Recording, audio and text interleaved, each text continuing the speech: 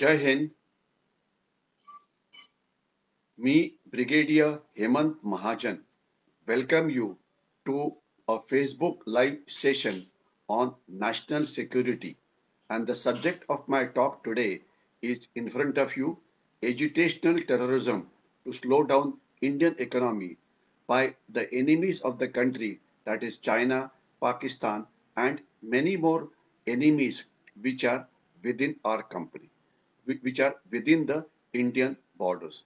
Why this topic today? Because after the corona slowdown, Indian economy was picking up. It was increasing its speed of growth and generating a lot of jobs, especially through the e-commerce companies. Now we have a spate of agitations, spate of bunds, spate of violent activities, which is slowing down the Indian economy. I'll start by giving some examples. Just last week at Bangalore, there's a company called WISTRON. There was a violence in the company's factory premises in which its goods worth 550 crores were stolen by the contract workers or maybe by outsiders. The case is with the police, so exactly who stole it and who returned it back will become clear in the days to come. But the larger issue is that this company had provided jobs to nearly 10,000 people, contract laborers, and contract laborers were getting pay to the tune of 22,000 rupees per month, which is quite high by Indian standards. Suddenly, the workers started agitating simply because somebody poisoned their mind and a violence started and goods worth 550 crores were looted. Of course, the government and the police swung into action. Thereafter, 500 crores goods were returned back, and now, as per the latest figures, 50 to 60 crores is the damage that has been caused to the company's properties. Now, Wistron was one company which was a Taiwanese company. It was preparing, it was manufacturing handsets. It was providing jobs to a lot of Indians. It was exporting these handsets to the world market.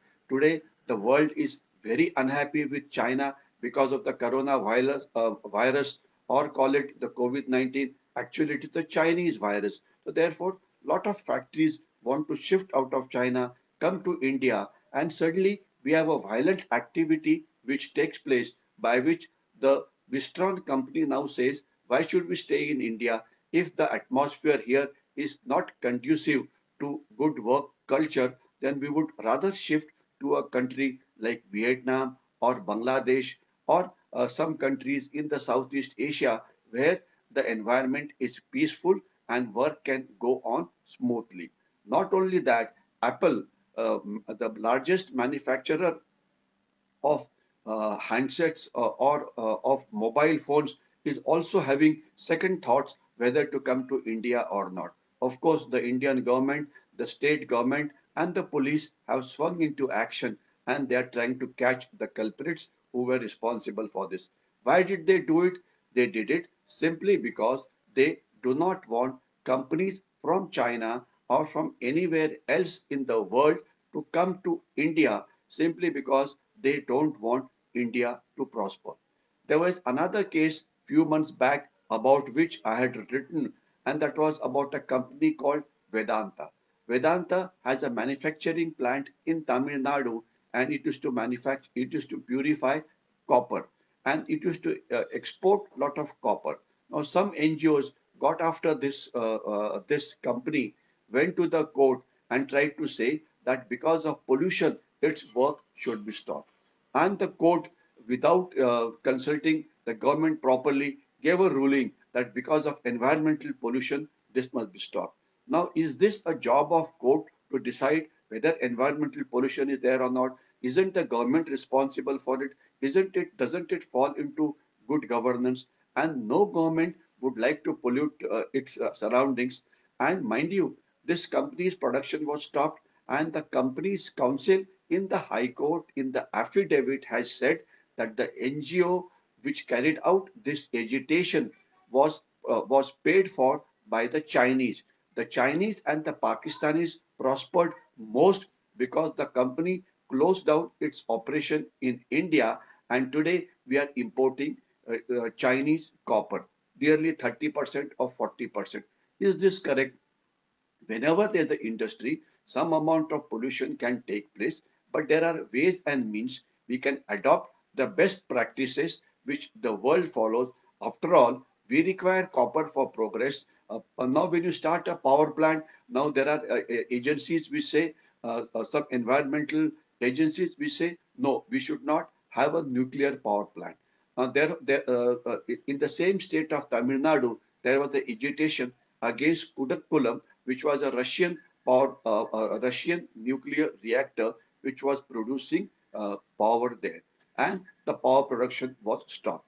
Now, isn't this a loss? Luckily, the government at that point of time was strong, and Srimati Jayalalitha came down very heavily on these agitators and stopped their agitation and got that plant going.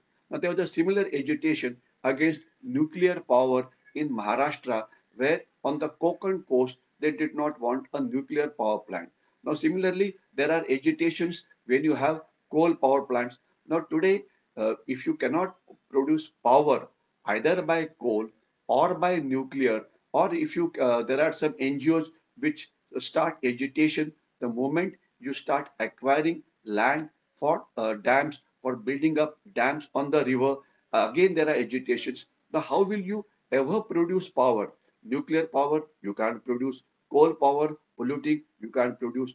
Hydel power, which is clean, but lot of area around the river gets flooded and goes under the water. So you will stop that. At the end of the day, the country has to strike a via media by which developmental activities have to take place. Can we live without power? Can we only do can we only live by using candles? Obviously not. Now, unfortunately, if you look at the history of violence in our country, Pakistan and China earlier used to follow a policy of bleeding India by 1,000 cuts. That is by they used to carry out terrorism. When Pakistan realized that it could not take on India in a conventional war, they started terrorism in Kashmir, proxy war in Jammu and Kashmir, Naxalism in the central part of the country, insurgency in the northeast, so on and so forth. But however, they could not get enough success on this issue because the Indian Army has carried out intensive operations in the northeast. So the northeast insurgency is at all-time low. As far as proxy war in Jammu and Kashmir is concerned, it is only the Kashmir Valley where some kind of a terrorist activity that takes place, and that too at a very low level. So they started off a new thing called Bleeding India by 1,000 agitations, Bleeding India by stopping progress by 1,000 activists, by 1,000 NGOs. You raise an NGO, raise environmental issues, and there you have a progress that is stopped. Now, this is exactly what is the problem. Now, today, if you look at the losses which country has suffered due to conventional wars, that is the war that you fought in 47 or in 1965 or in 1971, there are few thousand crores. Losses by terrorism also work up to 1,000 crores. Now, as far as Naxalism is concerned or Maoism is concerned, the losses are much higher simply because there are direct losses to the economy and there are indirect losses to the economy. Direct losses are when the Naxals or the Maoists blow up a railway station, blow up railway tracks, blow up power station, blow up TV towers. That is the direct losses, cost that comes to the country to rebuild that blown up structure again. Then there are indirect costs. Now to build roads in the Naxal affected areas, the cost of building is at least 3 times higher than elsewhere. So additional cost. Then there is a lot of extortion which the Naxals, which the terrorists, which the criminal people carry out. So the corporate world or many people prefer to pay call it bribe, call it extortion, call it khandani to these people who have arms with them instead of paying taxes to government of India. So you have a losses because of that. And so therefore you are not able to exploit the natural resources which need to be exploited, be it coal, be it iron ore, or be it anything that makes the country prosper. Of course, we have to follow environmental rules. We have to ensure that the locals there get their due share in the progress. That has to be ensured. But agitational terrorism, stopping an activity, will not help. However, the biggest uh, activity which is causing damage to the Indian economy are the bunds, are the agitations, are when agitating people for various reasons block roads. You block roads for many reasons. Political parties do it, certain non-gazetted organizations do it, certain activists do it. There are n number of reasons why protests are carried out in our country. Of course, carrying out protest is a democratic right of every citizen, but that does not mean you will block roads. That does not mean you will block railways. That does not mean you will stop people leading a normal life. Just to give an example, we have the farmers' agitation going on by the Punjab farmers on the border of Delhi. Now, who are the ones who have suffered most because of blocking of roads, blocking of railways? It is the state of Punjab which is suffered most. Why? Simply because Punjab power generation or generating electricity is done with the help of coal. Now, power plants in Punjab require coal. Now, the coal is not produced in Punjab, it has to come from outside, say Bihar, Orissa, and such like states. When you stop railways, the coal doesn't come. So there was power shortage. So therefore, the industry in Punjab had a problem. So efficiency of industry went down. Then the cost of Punjab is a agricultural surplus state. Its produce is not sold in Punjab, but it is sold outside Punjab. Vegetables, grains, etc. Now, if you stop grains going outside Punjab, obviously the cost will collapse and the losses are with the Punjab state or with the people of Punjab. The prices of everyday goods increase. So again, who's that loss? Obviously, people there. Schools get disrupted, colleges get disrupted. People when they want to move from one city to another for economic reasons, for administrative reasons, for medical reasons, they get affected. So this is a problem. So basically, our own people are stopping our own people from prospering economically. Is a China hand there?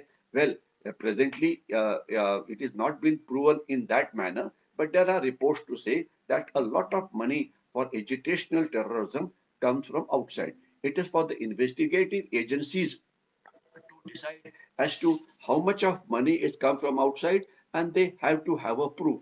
Just excuse me for a second.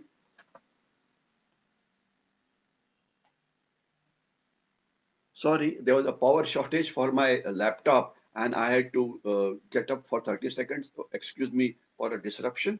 But this kind of an activity, stopping your own economic progress has to stop. And incidentally, Supreme Court has given a very clear ruling.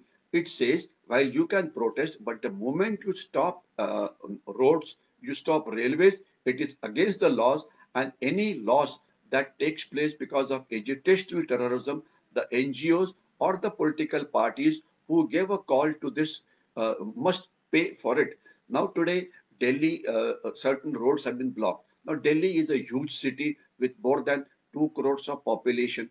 Everything that Delhi requires, grains, vegetables, etc., come from outside, come from the state of Punjab, come from the state of UP, Haryana, etc. Have a look at the map of Delhi and it will tell you as to which are the entry points. Now today, if a big source like Punjab is stopped, obviously the prices will rise very high. So therefore, uh, uh, this is kind of an agitational terrorism or a disruptive terrorism or stopping an economic activity has to stop. If you stop all this, then how do people protest? How do NGOs protest? How do political parties protest? Because at the end of the day, it is possible that they may have a different view on any subject and it is their right to protest. This can be done by a constructive activity, by a positive activity. For example, you want to protest on anything, can't you do fasting and the food that you save can be given to the poor people, to the orphanages, to the old age home. Now suppose you want to protest. Why can't you do Shramadan? Why can't you clean a street and say we are protesting and cleaning up this street from place A to B because we are angry with this particular aspect?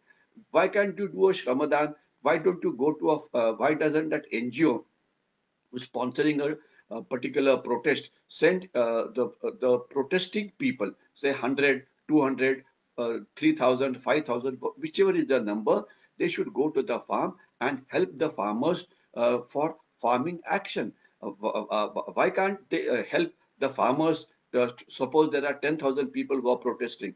Take produce from the farmers and sell it in the markets of Delhi or sell it in the markets wherever you want to protest, any big city, say Mumbai or say Nagpur or say Kanpur or anywhere. Because today farmers produce a product, but their product doesn't get a price which is due to them simply because it is the middlemen come inside and take away most of the profit. So therefore, there are many ways by which you can protest by positive means, by fasting, by cleaning up streets, by doing a positive action, by helping farmers, by helping them to sell their produce, etc. And if you apply your mind, you can do many more things. There was a very interesting book written by an author. It talked about an amazing race between Indian tortoise and the Chinese hare. Today, we are fighting with China. There's a standoff still going on with China. China's economy is 3.5 times the size of our economy. Unless our economy prospers, unless our economy increases, we'll not be able to meet the combined challenge of Chinese and the Pakistanis in the days to come. And one should be very clear that this challenge is going to continue for a long time. So the only solution is we must boycott Chinese goods. We must ensure that our economy prospers. We must ensure that whichever field we are working in, if you are a farmer, become a world-class farmer. If you are a industrialist, become a world-class industrialist. If you are a student, become a world-class student. Beat Arjuna. Arjuna was the best student in Mahabharata. If you are a teacher, become Dronacharya. Dronacharya is supposed to be the best teacher. If you are a sportsman, beat PV Sindhu.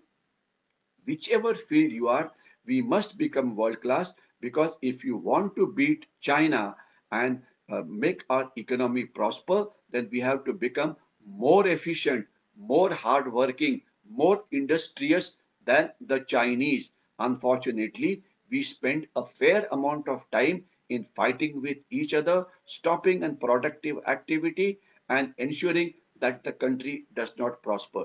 Today, our youth is getting educated, but they don't get enough jobs simply because the economy is not able to produce jobs. So therefore, it is important that countries from outside send their industries here, thereby generating jobs for the Indian. So now if a WISTRON-like incident again takes place, workers agitate and loot a factory, destroy something, obviously industry from outside will not come. So therefore, need of the hour is we must become a productive nation and ensure that our economy becomes more efficient. This agitational terrorism, this kind of an activity of carrying out ban, carrying out hinsachar must stop. If we have to protest, we can do it by a positive means. If you have liked the video, please like it on the Facebook, on the YouTube, and try and share the link with as many people as possible. We'll await for your response, which can be sent by putting comments below the video. Jai Hind.